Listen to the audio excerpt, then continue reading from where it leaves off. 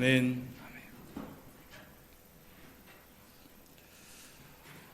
오늘은 종교개혁주일이기도 합니다. 잘 아시는 것처럼 1517년 루터라고 하는 이가 비덴베르그 그 성당에다가 로만 가톨릭이 돈에 대한 욕심이 너무 많아서 잘못하고 있는 부분에 관하여 몇 가지를 지적을 하며 좀 우리가 바르게 하자 하는 내용으로 이제 이 모든 일들이 시작되었다. 그렇게 해서 기념하는 날짜를 잡은 것이 그 10월 31일이죠. 그래서 저희들이 매년 10월 마지막 주가 되어지면 종교개혁 기념주일로 그렇게 지키게 됩니다. 여러분, 이 개혁이라는 말의 원래 뜻은 리포메이션, 원래 폼으로 돌아간다 그런 뜻이고, 그리고 이 처음 폼으로 돌아가기 위해서 리폼드 처치라고 하는 이 개혁교회라 하는 말을 쓰게 됩니다. 이 개혁교회가 조금 더 발전하게 되어서 장로교회, 그러니까 이 교황이나 사제들, 이 직제가 있는 교회가 아니라 모든 형제들이 사랑의 돌봄과 진리를 가르치는 이 장로회, 성경이 얘기하고 있는 그런 모임을 중심으로 해서 다시 교회를 우리가 원래 모습대로 찾아가야 된다. 그렇게 해서 개혁이란 말을 쓰게 된 것입니다. 개혁이란 말은 새롭게 하자는 뜻이 아닙니다. 원래 원형으로 돌아가자는 것입니다. 잘 아시는 것처럼 우리가 믿는 하나님은 영원히 변치 않으시는 분이시죠. 여러분, 사람이 회심하고 난 다음에도 놀랍게 변질이 되어 가기도 하고, 믿음은 모든 사람의 것이 아니기도 하고, 또 신실하지 못할 수도 있다는 것입니다. 그래서 성경은 우리에게 첫사랑의 행위를 반드시 회복해야 한다. 그래서 우리는 매일매일 개혁하는 마음으로 살아가야 되는 것이 신앙의 기본 자세가 된 것이죠. 우리는 바뀌는 존재니까 영원히 변하지 않는 하나님 앞에 우리의 삶을 다시 돌이키며 늘 원형을 회복하기 위하여 힘쓰고 애쓰는 것, 이게 개혁의 정신입니다. 루터라고 하는 분이 1505년쯤 되었을 때입니다. 20대 중반이었었는데 법학대학에서 공부를 하시다가 여름방학 때 집에 돌아가는 길이었어요. 친구와 함께. 그런데 마른 하늘에 날벼락이 떨어졌는데 친구가 옆에서 맞아 죽은 거예요. 그때 이분이 충격을 받습니다. 내가 이 법학을 공부해서 세상에서 법관이 되어가지고 떵떵거리고 산다고 할지라도 언제 벼락 맞아 죽을지 모르겠다. 이게 이분에게는 아주 현실적으로 와닿은 거예요. 사람이 언제 어떻게 죽을지 모른다. 이 사실 앞에 내가 이 법이 아니라 신학을 공부해야 되겠다 하고 이제 공부를 좀 바꾸게 됩니다.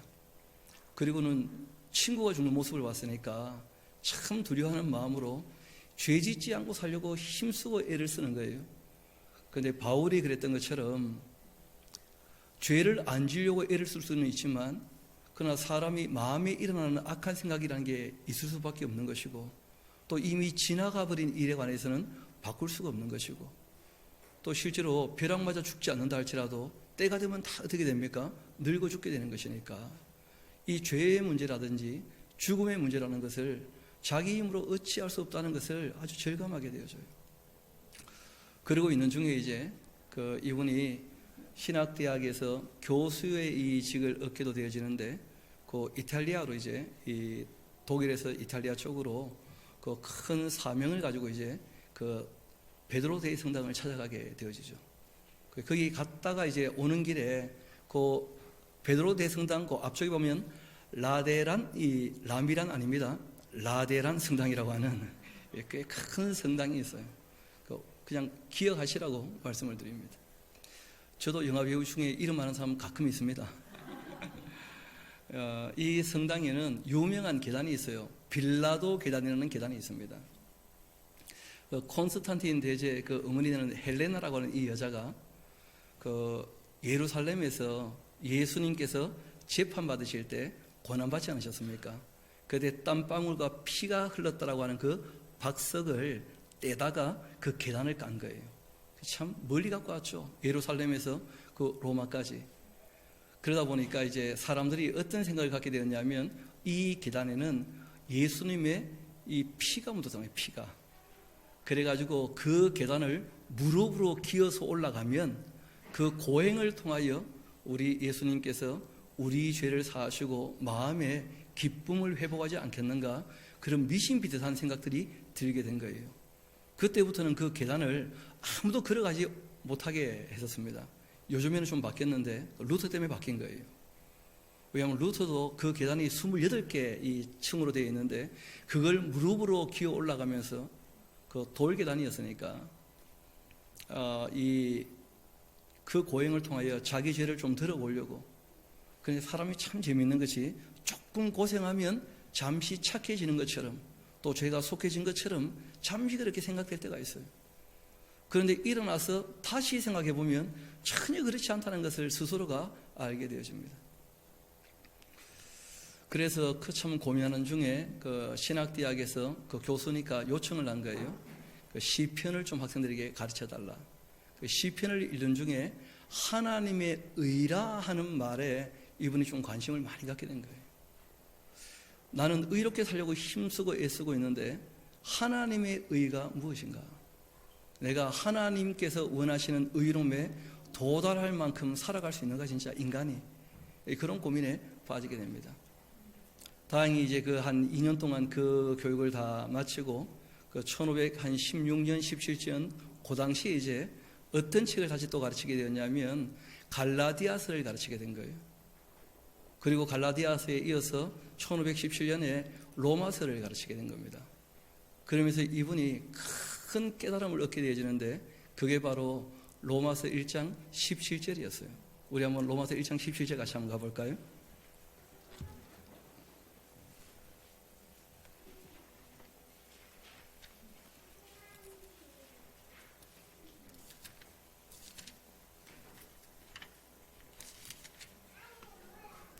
우리 한번 같이 읽어봅시다.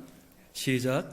복음에는 하나님의 의가 나타나서 믿음으로 믿음에 이르게 하나니 기록된 바 오직 의인은 믿음으로 말미암아 살리라 함과 같으니라. 아멘. 이분이 이 복음에는 하는 말을 처음에는 보지를 못했었어요. 그렇게 열심히 읽는데도 자기가 관심을 갖는 것만 눈에 보이죠. 하나님의 의만 자꾸 보이는 거예요. 이분이 처음 생각했던 하나님의 의는 뭐냐면 죄인을 심판하고 지옥 보내는, 그러니까 거기에 대한 너무 큰 두려움이 늘 자기에게 음습해 있고 자기 힘으로 죄가 벗겨지지 않는다는 것을 아니까 거기에 대한 좌절과 절망과 낭만과 이런 것들이 굉장히 컸었거든요. 왜냐하면 그 당시 로만 가톨릭에서는 끊임없이 고행을 통해서 그 하나님께 나아갈 수 있는 것처럼 또는 사람들의 그 의로운 행위로 구원받을 수 있는 것처럼 그렇게 계속 가르치고 있었거든요. 근데 그 앞에부터 얘기를 쭉 다시 읽어오다가 복음에는 하는 말을 보게 된 거예요. 다시 하나님께서 하나님의 의를 나타내는 것은 우리를 심판하는 게 목적이 아니고 우리에게 어떤 소식이라는 거예요? 복된 소식이라는 거예요. 그러니까 우리가 우리 힘으로 의롭게 되는 것이 아니라 하나님 쪽에서 그 아들을 통해서 우리의 죄값을 대신 치루어 주시기 때문에 우리가 어떻게 된다는 거예요? 의롭게 된다는 거예요. 이 사실을 믿어야 하나님을 바르게 믿고 살아간다 하는 실제로 이 문장에 대한 의미를 바르게 이해하게 된 것입니다. 그러면서 이분이 거기서 벌떡 일어나게 된 거예요. 고행을 통해서 구원을 얻는 것이 아니라 하나님께서 은혜를 베푸셔서 우리를 구원하신다라고 하는 이 복된 말씀을 우리가 정말 믿어야 하는구나. 그 말씀을 믿는 사람이라면 그때부터는 다시금 뭘 따라 사는 거예요? 구원이 목적이 아니고 하나님을 사랑하는 마음으로 주님의 뜻을 따라 살게 되는 것이구나. 이걸 깊이 깨닫게 됩니다. 그래서 하나님을 사랑하는 마음으로 다시 성경을 읽게 되면서 이분이 외쳤던 것이 몇 가지가 있어요. 정말 루터 마음에도 저 아이처럼 속에서 울음이 터져 나왔겠죠. 여태까지 내가 정말 잘못하고 있었구나. 정말 내가 바르게 알게 되었구나. 너무 감격하며 감사하면서. 그러면서 이분이 솔라 스크립추라, 말씀으로 돌아가야 되겠다. 우리가 나의 어떤 이 행위가 아니고 말씀을 근거로 해서 생활을 바꿔 봐야지 내가 의롭다고 여기는 것이 진짜 의로냐가 아니라는 거예요. 그 중에 하나가 뭐였냐면 고행이었죠. 고행. 자기가 자기를 괴롭게 함으로써 자기를 쳐서 복종시킨다. 그게 아니었던 거예요. 말씀이라고 하는 실질적 삶의 기준이 있었던 것이죠. 그래서 말씀으로 돌아가야 되겠다. 그리고 무엇보다 이 교회의 직체 이런 게 중요한 게 아니다. 사람께 영광을 돌리면 안 된다. 교황이 위대한 존재가 아니다. 오직 하나님께만 영광을 돌려야 된다. 그래서 솔리데오 글로리아, 그렇게 이제 하나님께만 영광을 돌리자. 그리고 우리가 우리의 힘으로 구원을 얻어내는 것이 아니고 주님께서 우리에게 복된 말씀을 주셨구나, 그 사실을 믿자. 그래서 솔라피데, 오직 말씀으로 돌아가야 한다. 그런 식으로 이제 이분이 마음을 다시 정리하시게 된 거예요. 여러분, 실제로는 성부 하나님과 성자 예수님뿐 아니라 우리가 성령 하나님에 대해서도 바르게 알아야 되겠죠. 저 솔라피데, 믿음뿐 아니고 소망과 사랑에 대해서 바르게 알아야 되겠죠. 또 솔라 스크립추라, 오직 말씀으로만. 여러분, 실제로는 특별 계시와 함께 뭐가 있습니까? 일반 계시. 우리가 역사와 과학을 통하여 합리적 생각을 갖는 것도 다 하나님의 그 계시의 범주 안에 들어가 있는 것입니다. 그래서 루터가 이 개혁에 대한 굉장히 중요한 시발점이 되었지만 그것은 시작이었고 그게 개혁의 본질은 아니죠. 마침표도 아니고. 그래서 우리가 돌아가려면 루터 쪽으로 돌아가면 안 되고 그보다 훨씬 전으로 성경으로 정말 돌아가야 되는데, 성경 제일 처음 이야기가 무엇입니까? 태초에 하나님께서 천지 만물을 창조하셨다. 그래서 하나님의 창조 세계를 바르게 이해하는 것, 그 아래에서 살아가는 인간들이 왜 하나님의 뜻을 따르지 않고 못하고 있는가, 또 이 일에 대하여 하나님께서 어떤 방법을 통하여 우리를 다시 하나님과 사귈 수 있게 하셨는가, 우리가 그 내용들을 바르게 알려면 다시 정말 말씀으로 돌아가는 것 이외에는 방법이 없는 것이죠. 그래서 우리가 또 몇 주간 걸쳐서 특별히 하나님께서 정말 우리에게 복된 말씀, 하나님이 우리를 어떻게 하신다는 거예요? 건져주신다. 어디에서요? 죄에서, 사망에서. 사람은 자기 힘으로 거기서 벗어날 수가 없으니까. 그래서 우리가 마태복음부터 그 내용을 쭉 살피다가 지난 시간 이 누가복음 14장까지 우리가 함께 쭉 정리를 했는데, 오늘 누가복음 15장부터 또 한번 살펴보도록 그렇게 하십시다. 누가복음 15장 같이 가봅시다.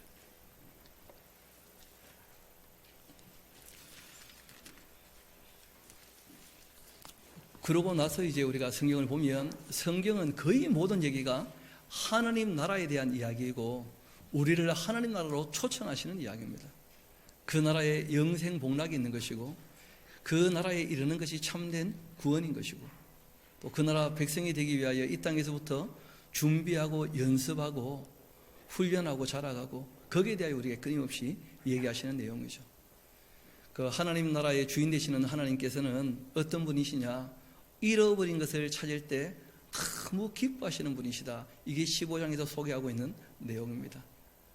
그래서 잃어버린 양, 그리고 또 잃어버린 드라크마, 잃은 아들을 찾은 그 목자와 아버지의 그 기쁨이었다는지를 우리에게 알려주면서 그 하나님께로 어떻게 하자는 거예요? 돌아가야 한다 하는 것이 이제 15장의 내용입니다. 그 다음 우리 16장 같이 한번 가봅시다. 14절부터 보면 예수님께서 하나님과 돈을 겸하여 섬길 수 없다. 이 땅에는 뭐가 꼭 필요합니까? 돈이 꼭 필요하죠. 그런데 이 삶의 우선순위는 하나님 다음에는 사람이지 돈이 아닙니다. 사람을 이용해서 돈을 버는 것이 아니라 사람을 위하여 뭐가 필요합니까? 돈이 필요한 것이죠. 그래서 하나님, 그 다음 사람, 돈, 이 세 가지 너무 우리 삶에 중요한 것들에 관한 우선순위를 바르게 설정해야 된다. 거기에 대해 예수님께서 교훈하신 내용이 불의한 청지기 이야기였죠.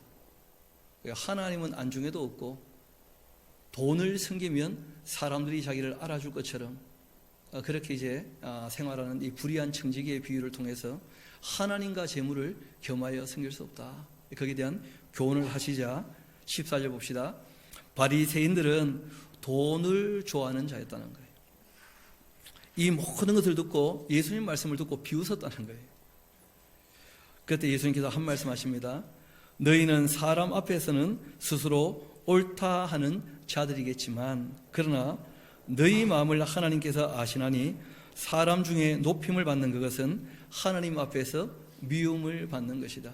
이때 사람 앞에 높임을 받을 때 뭐 때문에 높임 받는다는 거예요? 관련 요구 적어 놓으셔야죠. 돈 때문에. 그러니까 돈 때문에 사람들에게 인정을 받는다. 그는 오히려 하나님 앞에서 미움받는 길이 될 것이다. 사람이 인격적으로 성숙해서 또는 진리를 바르게 따르고 전함으로 사람들을 일금으로 정말 바른 관계에 들어가서 사랑을 받고 존경받는다면 큰 문제가 없을 터인데, 그런 것이 아니라 사람이 돈 때문에 남들에게 인정받고자 한다면 그 자체가 이미 하나님께 뭘 받는 겁니까? 미움을. 지금 우리가 사는 세상이 바로 그런 세상이죠. 돈만 있으면 사람들이 나를 무시하지 않을 것이다. 그런 생각들 다 하고 살아가거든요. 그런 생각 자체가 하나님께 미움받는 길이라는 거예요. 그리고 이어 말씀하십니다. 율법과 선지자는 요한의 때까지다. 그리고 그 후부터는 하나님 나라의 복음이 전파되어서 사람마다 그리로 침입하게 된다. 여러분, 이 침입이란 말을 굳이 쓰신 이유는 뭐냐면 강조하신 거예요. 강조. 구약에는 하나님의 뜻을 율례와 법도를 통하여서 선지자들의 말을 통하여서 알게 되었었는데, 그 구약의 마지막 인물이 누굽니까? 세례 요한까지고, 이제는 예수님이 오셔가지고 그 율법을 어떻게 하신 거예요? 완성하신 거예요. 예수님이 완성하신 율법을 뭐라고 얘기하는 겁니까? 복음이라고 하는 거예요. 복음. 그리고 예수님이 완성한 율법만 가지고는 안 됩니다. 죄 문제와 그리고 이 사망의 문제는 누군가의 희생이 반드시 따라야 되는 것이죠. 그래서 예수님께서 피 흘려 죽으셨고 또 부활하심으로 말미암아 죽음의 권세를 이기셨다 하는 이 복음, 이 복음으로 말미암아 이제 우리가 주님 앞에 나갈 수 있는 담력을 얻게 되었다. 그렇게 이제 명확히 밝히고 계시는 겁니다. 그래서 이어서 오해할까봐 한 말씀 하셨죠. 그러나 율법을 무시하지 말라는 거예요. 율법의 한익이 떨어짐보다 천지가 없어짐이 쉬울 것이다. 하나님 말씀은 영원히 변하지 않습니다. 구약의 그 율례와 법도는 너무 소중하지만 그러나 그것은 온전한 것이 아니었다는 거예요. 그래서 예수님이 오셔서 그 모든 것을 어떻게 하셨다는 거예요? 완성하셨다는 거예요. 그리고 18절 우리가 이해가 좀 쉬울 겁니다. 무릇 자기 아내를 버리고 다른 데 장가드는 자도 간음함이요 무릇 버림당한 여자에게 장가드는 자도 간음함이니라. 그러니까 율법의 대표적인 한 구절을 인용을 하신 거예요. 가정을 소중히 여기지 않는다면 하나님의 뭐가 있다는 거예요? 심판이. 거기에 대하여 율법의 한 구절을 떼다가 다시 율법은 사라진 것이 아니다 하는 것을 말씀을 하신 것이죠. 그리고 난 다음에 쭉 바로 이어서 나오는 말이 그 부자와 거지 나사로 이야기인데, 우리 31절 그 결론에 대한 내용을 같이 한번 봅시다. 같이 한번 읽어볼까요? 시작. 이르되 모세와 선지자에게 듣지 아니하면 비록 죽은 자 가운데서 살아나는 자가 있을지라도 권함을 받지 아니하리라 하였다 하시니라. 너무 옳은 말씀이죠. 하나님 말씀을 인격적으로 받아들이지 않는다면 아무리 놀라운 기적이나 이적을 체험해도 죽은 사람이 살아나서 말한다 할지라도 그건 별로 의미가 없다는 거예요. 그리고 난 다음에 제자들과 예수님께서 얘기하시는 중에 이런 말씀을 하십니다. 우리 17장 4절 같이 한번 봅시다. 하나님 나라의 이 자녀의 그 모습 중에 우리가 꼭 가지고 있어야 될 모습이죠. 우리 같이 한번 읽어볼까요? 시작. 만일 하루에 7번이라도 내게 죄를 짓고 7번 내게 돌아와 내가 회개하노라 하거든 너는 용서해야 한다. 왜 그럴까요? 하나님께서 먼저 용서하셨으니까. 내가 너희를 용서했으니까 너희도 서로 이 땅에 살아가면서 뭘 배워야 됩니까? 긍휼과 자비, 그 용서함이 무엇인지를 배워야 한다 하고 말씀하십니다. 그리고 아주 큰 사건이 하나 있었죠. 10명의 나병 환자를 다 고쳐주신 거예요. 그때 예수님께서 그 돌아온 한 사람을 향하여 이런 말씀을 하셨습니다. 우리 한번 17절 같이 가봅시다. 예수께서 대답하여 이르시되 10사람이 다 깨끗함을 받지 아니했냐? 그 9은 어디 있냐? 이 이방인 외에 하나님께 영광을 돌리러 돌아온 자가 없느냐? 그렇게 하시고는 그에게 이런 말씀하십니다. 일어나 가라. 너의 믿음이 너를 구원하였다. 그러니까 이 사람의 믿음은 하나님께서 나를 어떻게 하셨다는 거예요? 치료해 주셨다는 거예요. 도와주셨다. 거기에 대하여 뭐 할 줄 알았다는 겁니까? 감사할 줄 알았다는 거예요. 여러분, 감사할 줄 모르는 사람이라면 그러면 하나님과 함께하는 사람이 아니라는 것이죠. 그럼 생명이 누구로부터 시작되었습니까? 하나님의 창조로부터. 우리의 삶에 필요한 모든 것들을 누가 공급하십니까? 왜냐하면 우리의 지혜나 우리의 능력도 우리에게서 나는 것이 아니라는 거예요. 알고 보면 다 누군가로부터 공급받고 있는 것이죠. 그래서 그 사실에 대하여 감사할 줄 아는가 그렇지 않느냐 하는 것은 굉장히 큰 차이를 가져옵니다. 실제로 이 땅에 살아갈 때는 악한 사람들도 은혜를 다 덧입을 수 있지만 그러나 구원의 문제는 전혀 딴 문제입니다. 영원히 하나님과 사귀어 살려면 하나님 하신 일에 이 땅에서부터 뭐 할 줄 알아야 된다는 거예요? 감사할 줄 알아야 된다는 것이죠. 그것이 17장에 나오는 내용의 요지이기도 합니다. 그 다음 18장 같이 한번 가봅시다. 18장 우리 16절 우리 같이 한번 가볼까요?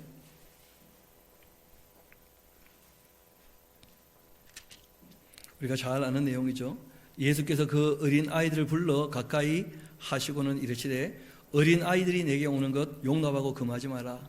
하나님 나라는 이런 자의 것이다. 우리 한번 17절 같이 한번 읽어봅시다. 시작. 내가 진실로 너에게 이르노니 누구든지 하나님의 나라를 어린아이와 같이 받들이지 않는 자는 결단코 거기 들어가지 못하리라 하시니라. 아멘. 그래서 우리가 그 어린아이의 특성 크게 세 가지를 얘기했던 거 꼭 기억하셔야 됩니다. 제일 먼저는 겸손한 자세예요. 겸손한 자세. 두 번째는 순수한 자세입니다. 세 번째는 사모하는 마음이죠. 하나님 나라에 대해서 그러한 세 가지 마음을 꼭 잊지 않도록 부탁을 하신 것을 우리가 볼 수 있게 되어집니다. 그리고 18절 보면 이런 말씀이 이어나옵니다. 어떤 관리가 물어 이르되 선한 선생님 내가 무엇을 하여야 영생을 얻으리까? 이런 걸 물어보는 거예요. 그때 예수님의 대답은 왜 너가 나를 선하다고 하느냐? 하나님 이외에는 선한 분이 없다. 너가 지금 내가 하나님이라고 믿고 지금 얘기하고 있는 것이냐? 너는 내가 누군지 잘 모를 터인데. 그리고는 말씀하신 것이죠. 너가 다 계명을 알고 있지 않냐? 그러니까 영생을 얻는다라고 하는 것은 결국 하나님하고 인격적으로 소통이 되는 거예요. 그 말씀을 알아듣는 것이고 그 말씀을 따라 사는 것이죠. 하나님 하시는 말씀을 알아듣지 못한다면 성경을 읽어 무슨 말을 하고 있는지를 바르게 알지 못한다면 그 소통이 안 되고 있는 거예요. 관계가 바르게 형성되어 있지 않은 것이죠. 그래서 예수님 말씀은 너가 계명을 다 알고 있지 않냐. 이 사람 대답이 재미있죠. 내가 어려서부터 다 지켰다는 거예요.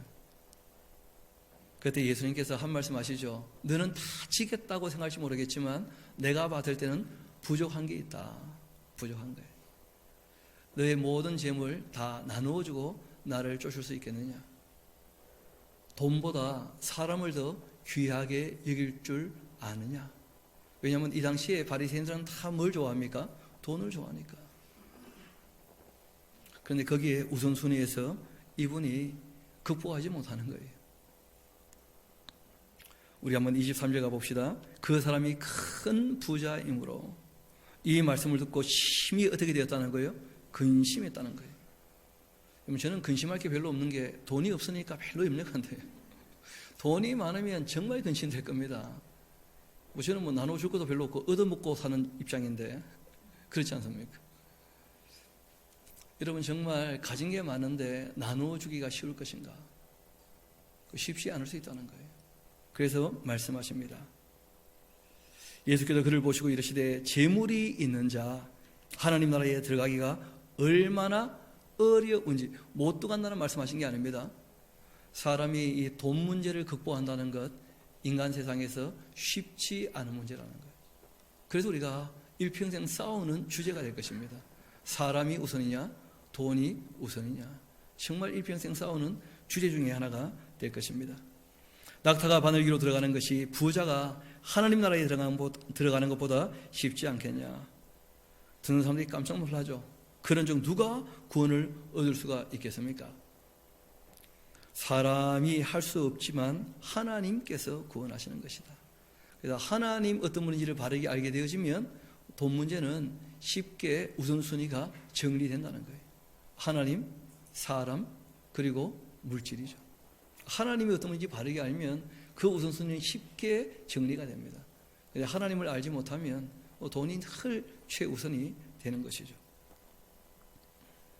그리고 이어 말씀하신 내용이 바로 그런 내용이죠. 우리 29절 봅시다. 이르시되 내가 진실로 너희에게 이르노니 하나님 나라를 위하여 집이나 아내나 형제나 부모나 자녀를 버린 자라면 현세의 여러 배를 받고 내세에 영생을 받지 못할 자가 없을 것이다. 그러니까 돈과 사람의 관계에 대한 문제뿐 아니고 사람 관계와 하나님 관계에서 우선순위가 정말 바르게 설정되어 있는가, 이걸 물어보신 거예요. 그래서 그 우선순위가 바르게 설정되어 있는 사람이라면 건전한 신앙을 가진 사람이다, 그렇게 말씀하신 것이죠. 그래서 영생을 받지 못할 자가 없을 거다 하고 말씀하신 것입니다. 그러고 난 다음에 우리가 19장 같이 한번 가봅시다.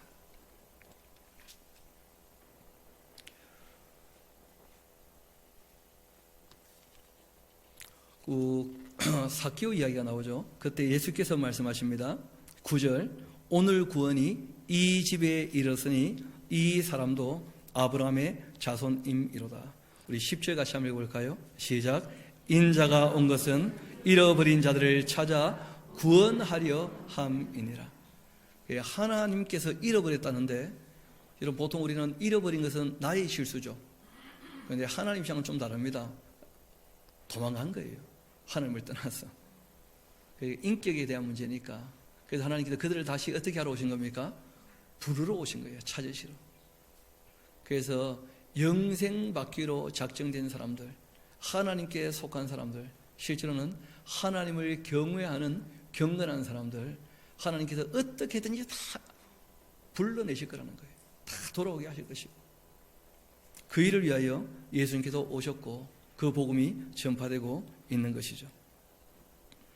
문제는 11절이었는데 그들이 이 말씀을 듣고 있을 때에 비유를 더하여 말씀을 하시니까 이는 자기가 예루살렘에 가까이 오셨고, 예수님께서 지금 예루살렘에 마지막 이제 유월절을 지키러 올라오시는 길인데 사람들은 뭐라고 생각했느냐면 하나님 나라가 당장에 나타날 줄로 착각을 또 하더라는 거예요.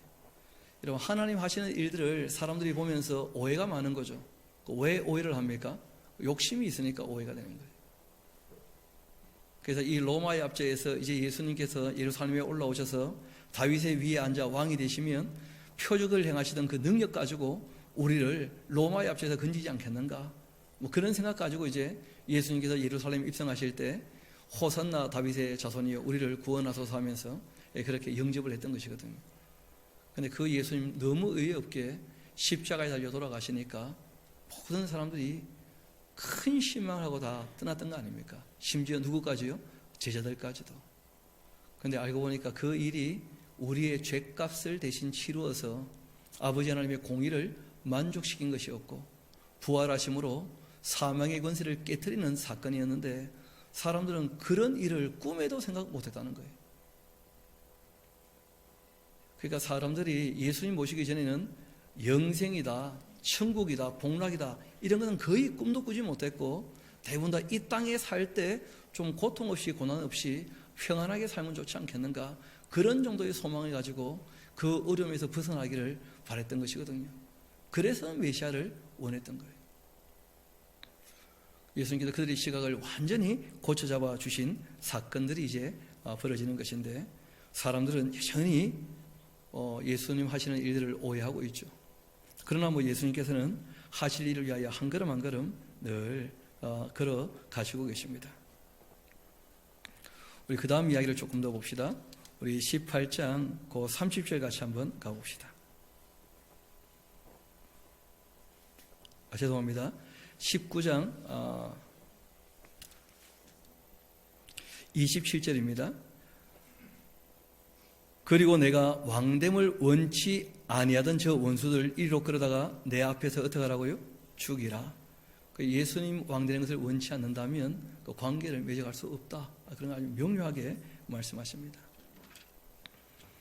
그리고 난 다음에 우리 21장 같이 한번 가봅시다. 21장입니다.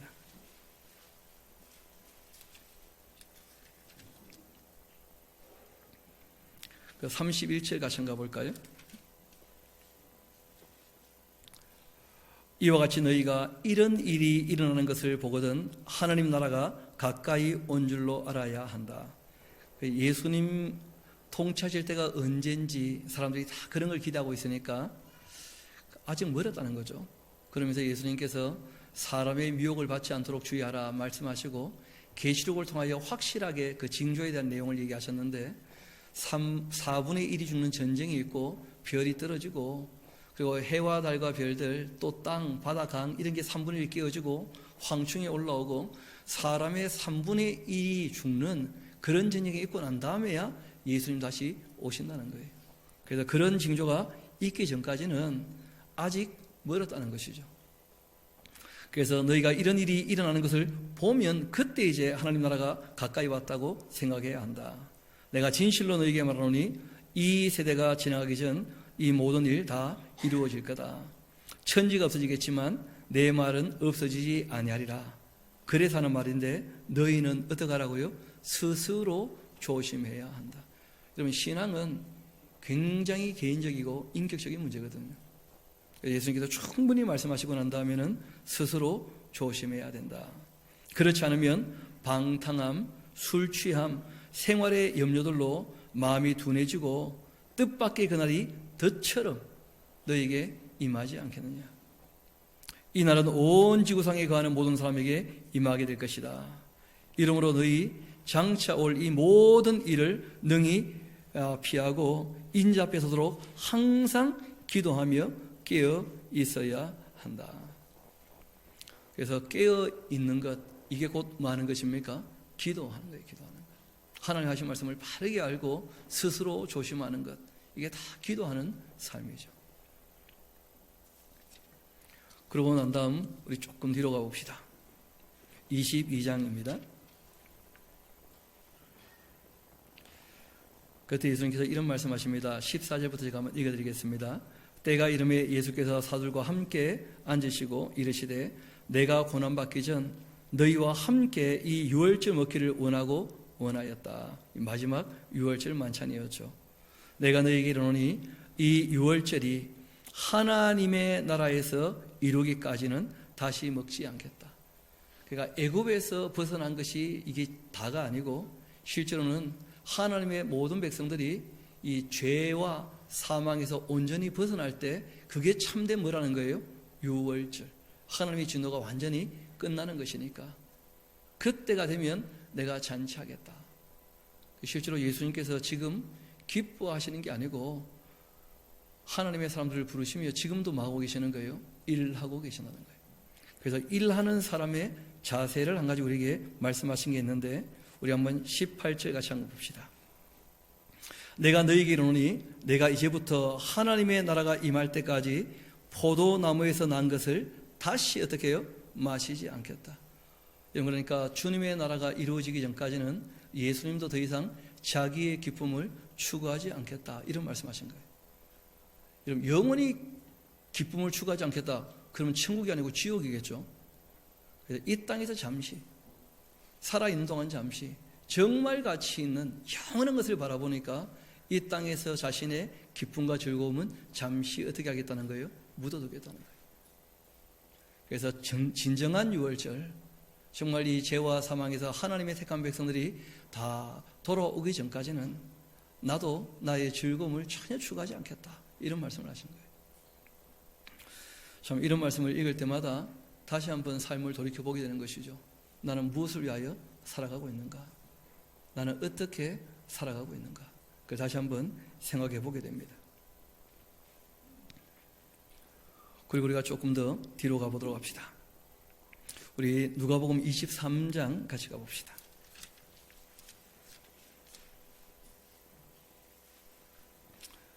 39절부터 제가 한번 읽어드리겠습니다.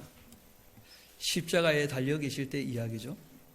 좌우편에 이제 강도가 둘이 같이 달렸었는데 달린 행악자 중 하나는 비방하면서 말합니다. 이르되 너가 그리스도가 아니냐? 너와 우리를 구원하라.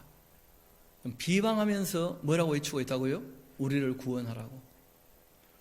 여러분 적어놓으세요. 기분 나빠서 안 구해준다.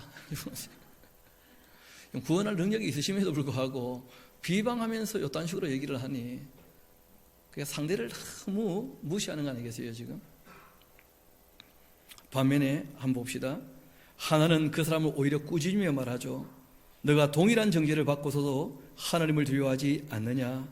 우리는 우리가 행한 일에 상당한 보응을 받은 것인데 이에 당연하거니와 이 사람이 행한 것은 옳지 않은 것이 없다. 영어담 42절 굉장히 중요합니다. 같이 한번 읽어봅시다. 시작. 이르되 예수여 당신의 나라에 임하실 때에 나를 기억하소서.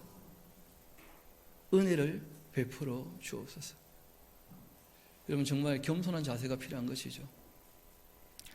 하나님이 누군지를 인정하고 겸손하게 주님 앞에 무릎을 꿇고 자기의 죄에 대하여 자복하고 인정하게 되었을 때 예수님의 대답은 이러했습니다.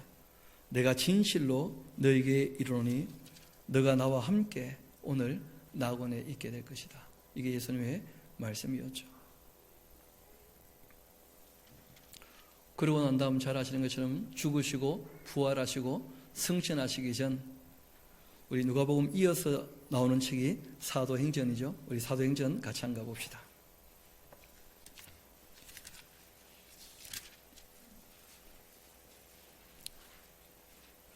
우리 사도행전 1장 3절 같이 한번 가봐요. 예수님께서 항상 무슨 말씀을 하셨는가? 이게 중요하죠. 그가 고난받으신 후 또한 그들에게 확실한 많은 증거로 친히 살아계심을 나타내시고서 40일 동안 그들에게 보이시며 무엇을 얘기했다는 거예요? 하나님 나라의 일을 말씀하신 거예요. 그러니까 부활하신 모습을 보여주시고 난 다음에 죽음 이후에 뭐가 있다는 거예요? 새로운 세상이 열린다는 거예요. 그 나라는 어떤 나라입니까? 하나님의 나라예요. 하나님의 나라는 하나님과 함께 머무는 나라도 있고 하나님 나라의 감옥이 있습니다. 하나님 나라의 감옥이 뭐냐면 지옥이죠. 하나님 나라의 이 죄인들, 하나님 반하는 이 악한 것들이 가는 지옥이 있다는 거예요. 예수님께서 하나님 나라의 일을 말씀하신 거예요. 그리고 사도와 함께 모시고 그들에게 분부하시죠.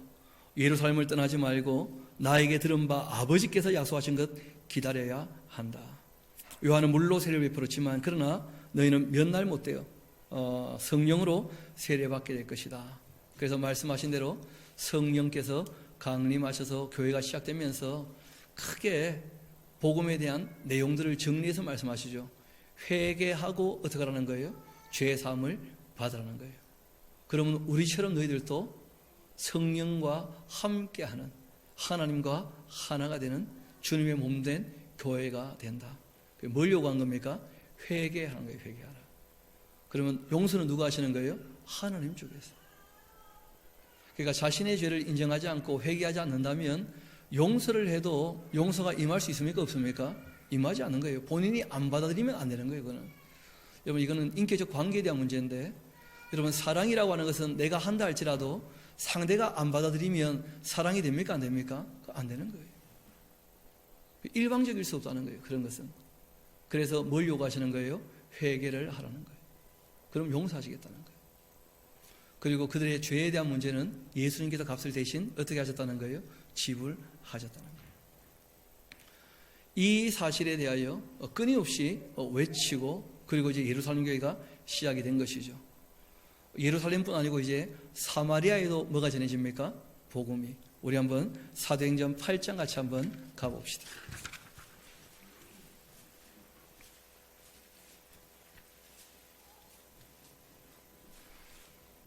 사마리아에 가서도 뭘 전했느냐? 예수님의 증인된 삶을 산다는 것은 무엇인가? 우리 한번 12절 같이 한번 읽어봅시다. 시작. 빌립이 하나님 나라와 및 예수 그리스도의 이름에 관하여 전도함을 그들이 믿고 남녀가 다 세례를 받았다. 그러니까 전도의 핵심이 어디에 있습니까? 하나님의 나라.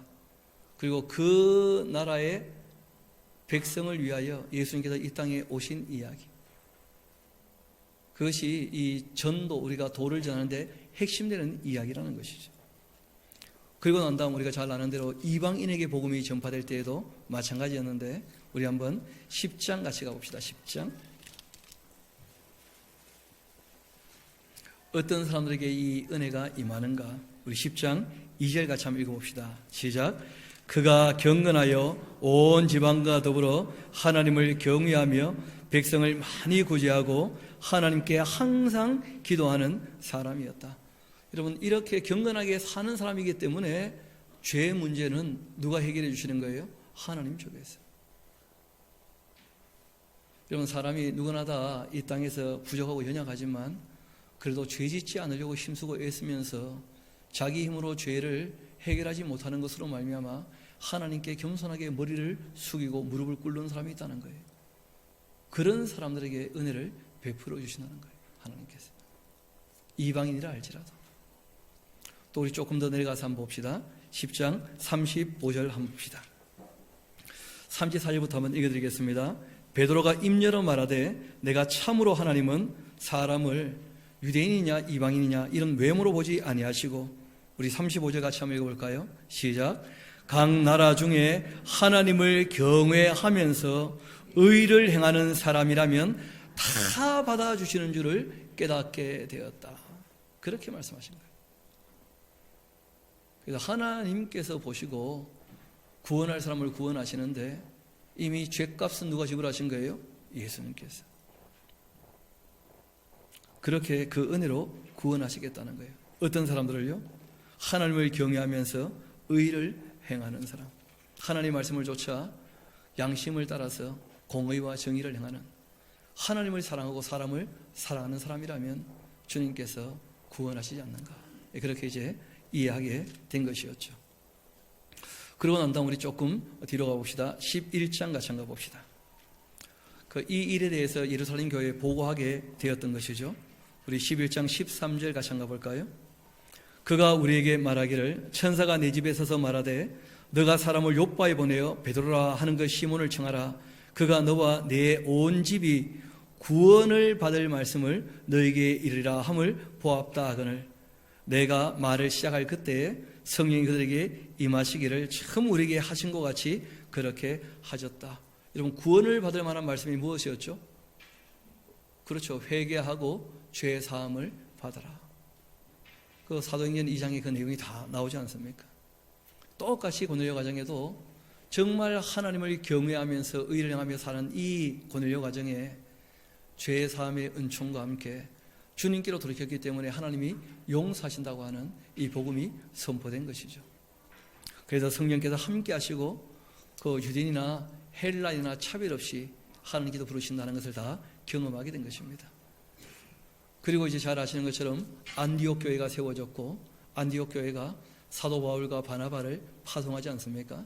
오늘 그 부분 중에 한 군데를 우리가 정리하고 오늘 말씀을 마무리하고자 합니다. 우리 13장 같이 가봅시다.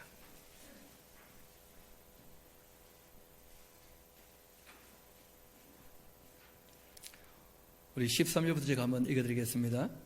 바울과 및 동행하는 사람들이 파포스에서 이 배 타고 밤빌리아에 있는 버가에 이르렀는데 요한은 그들에게서 떠나 예루살렘으로 돌아갔습니다. 이 요한은 마가 요한이죠.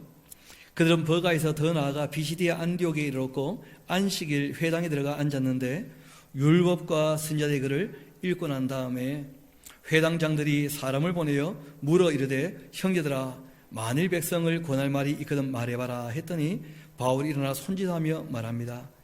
이스라엘 사람들과 및 하나님을 경외하는 사람들.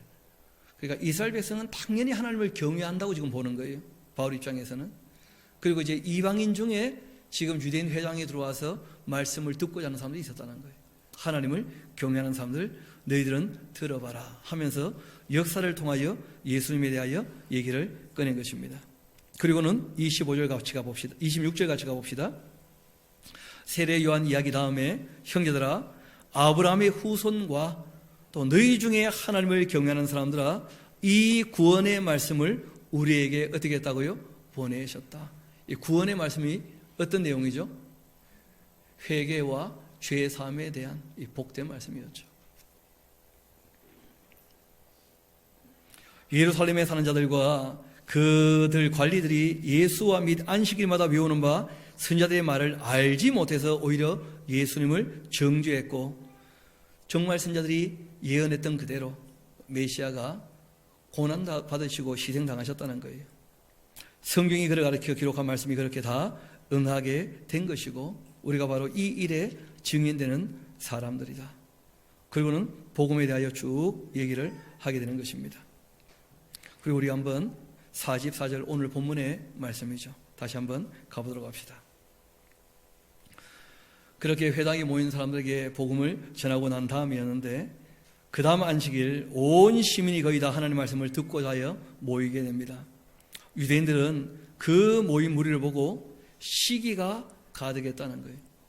여러분, 이해 안 되고 납득할 수 없는 얘기인데, 하나님의 은혜를 이방인이 받는 것을 용납하지 못하겠다는 거예요. 화가 나서. 너는 왜 좋은 거 받는데? 그런 못된 마음이 있었다는 거예요. 여러분, 아이들 보면 그런 게 있어요. 저도 이제 성탄절날 그런 경험들을 해본 적이 있었는데, 그 애들이 성탄절날 교회에 오면 뭐 준다니까 모이지 않습니까? 선생님 친한 애가 있고 별로 안 친한 애가 있죠. 동네 꼬마 애들이 있지 않습니까? 실제로 선생님들은 누구에게 더 관심 많죠? 목사 아들은 별로 관심이 없어요. 이거는 아무리 좁혀도 교회 오거든. 그 관심은 처음 오는 얘들이에요. 그러니까 얘들에게 더 주고 싶은 거야. 근데 저는 어떤 생각을 하느냐면, 쟤네들을 왜 주나?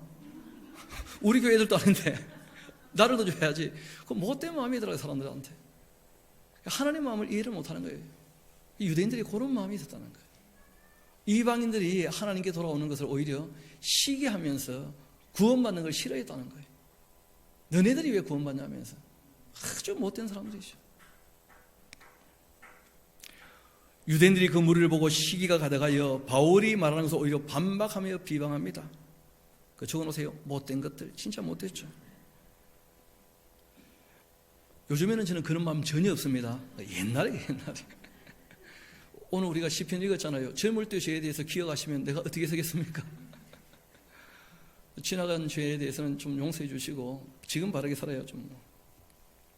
바울과 바나바가 담대히 말합니다. 이르되 하나님의 그 말씀을 마땅히 먼저 너희에게 전해야 되는데, 그런데 너희가 그것을 버렸다는 거예요. 하나님께서 사랑하신다는 그 말씀, 하나님께서 죄를 사해해 줬다, 회개하면 용서해 주신다 하는 이 말씀은 오히려 유대인들이 어떻게 했다는 거예요? 버렸다는 거예요. 루터가 개혁에 대하여 이 기치를 들 때 로만 카톨릭이 그렇게 했던 것처럼 구원의 근거를 자기 안에 갖고 있었던 이 사람들, 자기 힘으로 구원을 얻어낼 거라고 생각했던 이 사람들, 오히려 하나님의 은혜에서 멀어진 사람이 되고 말았다는 거예요.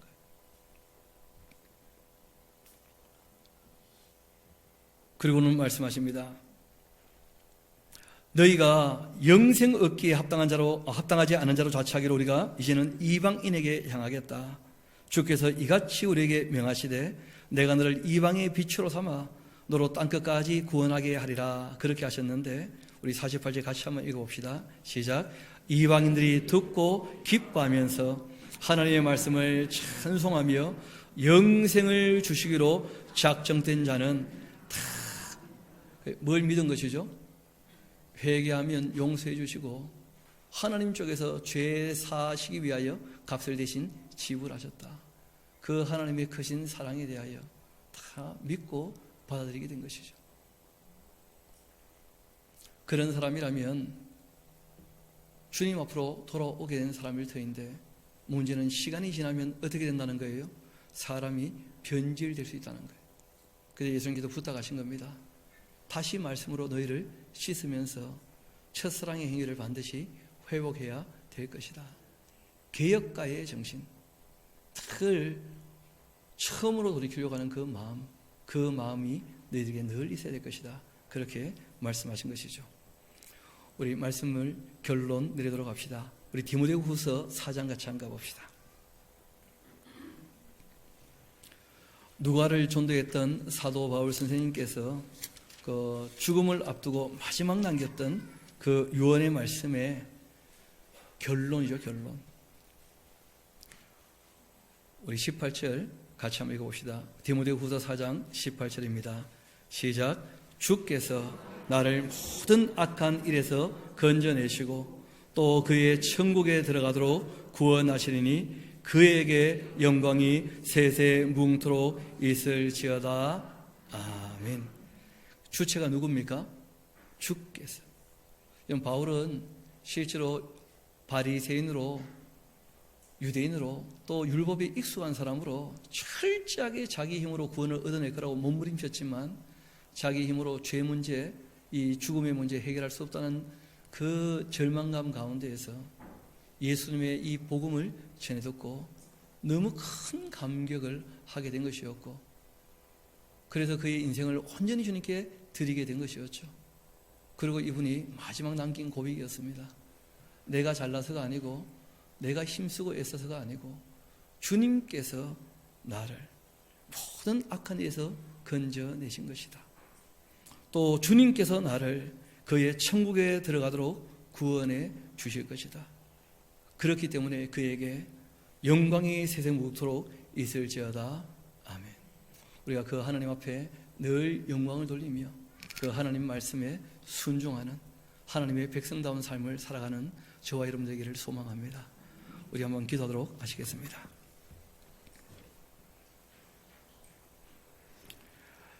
아버지 하나님, 참 감사합니다. 우리의 신앙의 선배들이 수고하고 애쓴 것들을 다시 한번 역사로 기억하게 하시고 우리가 그 뒤를 이어 주님을 섬길 때에 참 좋은 시즌을 맞이해서 누구나 다 말씀을 펼치면 우리 글과 우리 말로 주의 말씀을 읽고 듣고 배우게 하시니 다시 한번 감사드립니다. 또한 주님께서 이 땅에